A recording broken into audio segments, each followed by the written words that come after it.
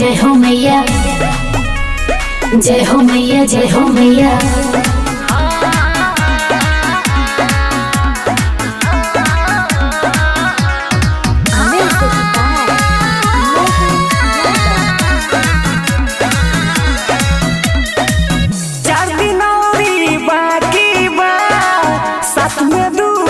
साथी बा सुनी है पुकार मैया, सुनी है पुकार हो। 4 दिन औरी बाकी बा, साथ में 2 साथी बा। बोलो की छोरिया औरी नारियल लेके आवतानी, धके राजा धानी रानी नवरात्र में आवतानी। धके राजा धानी रानी नवरात्र में आवतानी।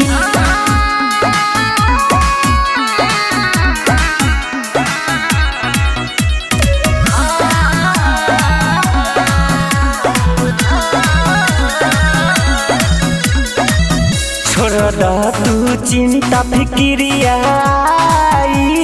हो। जय जय मैया, सब ठीक करी है दुर्गा माईनु हो।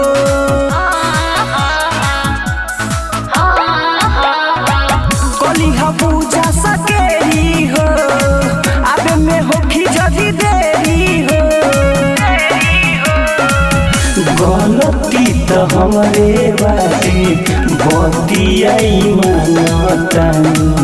धके राजा धानी रानी नवरात्र में आवतानी। धके राजा धानी रानी नवरात्र में आवतानी।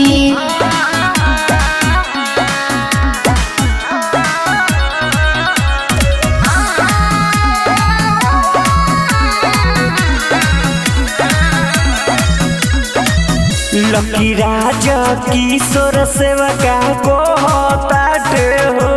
जय जय मैया, भगती के लहर मन में दौड़ता रे हो। जय हो मैया तेरी जय हो। पान फुलवा धली हो, 9 दिन भूखे रहली हो। मैया के दर्शन खातिर रहिया हम जो हतानी।